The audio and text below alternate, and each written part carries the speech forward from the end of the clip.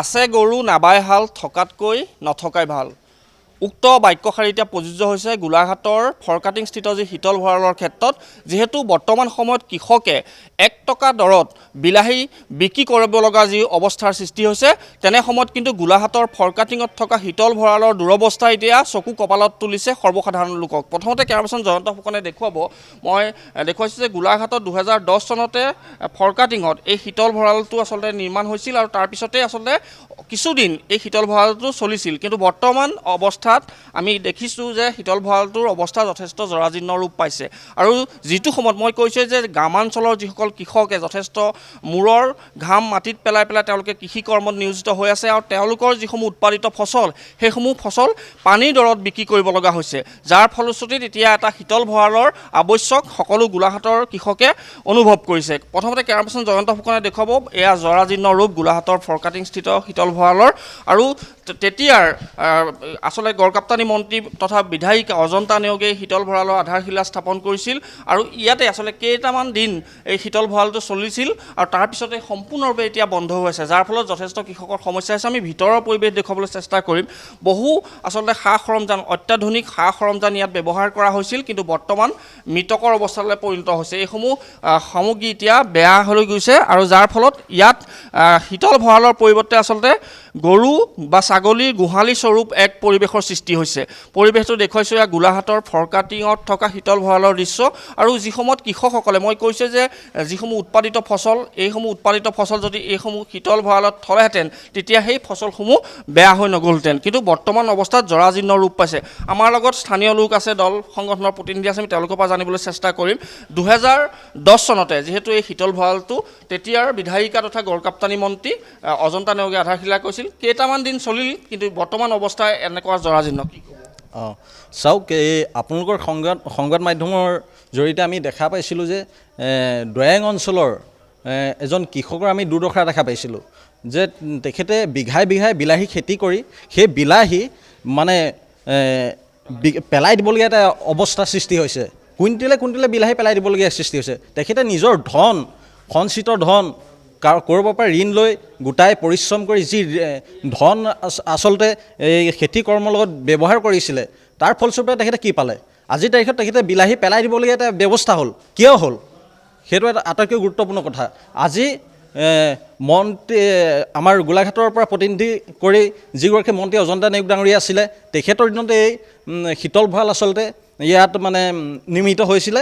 আৰু তাৰ যি সময় চলিলে তাৰ পিছৰ পৰ্যায়ত কিন্তু একদম পৰিত্যক্ত অৱস্থা আপোনালোকে দেখিছে। ইয়াত হয়তো গৰু ছাগলী হয়তো নাথাকিব পাৰে, গৰু ছাগলীও ভয় খাব এইটো ৰুমত থাকিবলৈ। আৰু এটা আমি দৃশ্য দেখিছোঁ যে ওপৰৰ যিসমূহ এচি লগাইছিলে, কিন্তু এতিয়া আমি এচি এটাও দেখিছোঁ। আগৰ যিখিনি আমি এতিয়া মই নিজে চাইছোঁগৈ, এচি কিন্তু তাত নাই। আৰু এচি নথকাকৈ এটা শীতল ভঁৰাল কেনেকৈ হ'ব? আমি এইটো গৰম ভঁৰাল ক'ম নে শীতল ভঁৰাল ক'ম? যদি শীতল ভঁৰাল হয়, ইয়াত কিন্তু ঠাণ্ডাৰ এটা প্ৰভাৱ থাকিব লাগিব। আৰু যিসকল মানে কৃষকৰ মানে ইয়াত আচলতে পাচলি ইয়াত থ'ব, এই পাচলিবিলাক আচলতে ভাল ধৰণে থাকিবলৈ শীতলীকৰণ এটা মানে পৰিৱেশ লাগিব, কিন্তু তেনে পৰিৱেশ ইয়াত কোনো ধৰণৰ দেখা নাই আমি। আৰু এটা কথা কওঁ, আমাৰ যিগৰাকী প্ৰতিনিধি আছে তেখেতৰ এই বিষয়টোৰ ওপৰত আচলতে গোলাঘাট সমষ্টিৰ পৰা প্ৰতিনিধি কৰি যিগৰাকী মন্ত্ৰী হৈছে তেখেতেও ইয়াৰ ক্ষেত্ৰত মানে গুৰুত্ব আৰোপ কৰিব লাগে। আৰু এইখিনিকে আমি কৈছোঁ। আৰু ইয়াৰ পিছৰ পৰ্যায়ত মানে ঠিক কৃষকৰ মানে সহানুভূতিৰ প্ৰতি সঁহাৰি জনাই যাতে শীতল ভঁৰালটো ভাল ধৰণে প্ৰস্তুত কৰিব পাৰে, তাৰ আমি কামনা কৰিছোঁ।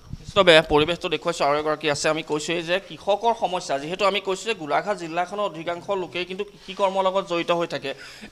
এই কৃষি কৰ্মৰ লগত জড়িত হৈ থকা লোকসকলৰ এই শীতল ভঁৰালটো যদি চলি থাকিলেহেঁতেন তেওঁলোকৰ ফচলসমূহ সুন্দৰভাৱে ৰাখিব পাৰিলেহেঁতেন, কিন্তু বৰ্তমান বজাৰৰ অভাৱ আৰু তেওঁলোকৰ যিসমূহ পাচলি যি ধৰণে থ'ব পাৰিব লাগিছিলে তেনেধৰণে থ'ব নোৱাৰাত এতিয়া বহু হাজাৰ বিঘাৰ মাটিত কৰা ফচল ইতিমধ্যে বেয়া হৈ যাব লগা হৈছে, যাৰ ফলত গৰু ছাগলীয়ে খোৱাৰ পৰিৱেশ আহি পৰিছে।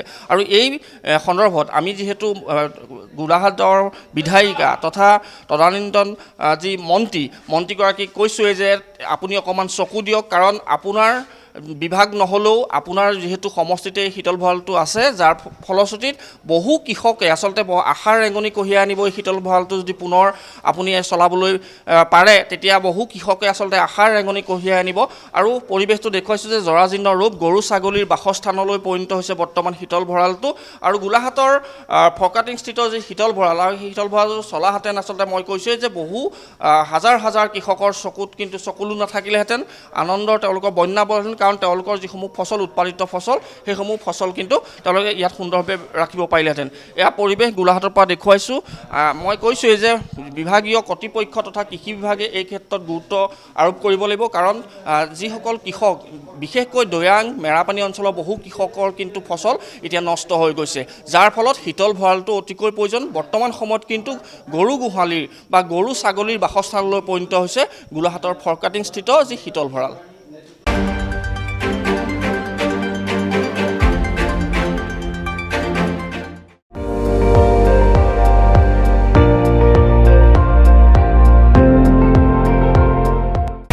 আপুনি চাই আছে ND24, সৰ্বশ্ৰেষ্ঠ নহয় সৰ্বোত্তমৰ দৌৰত।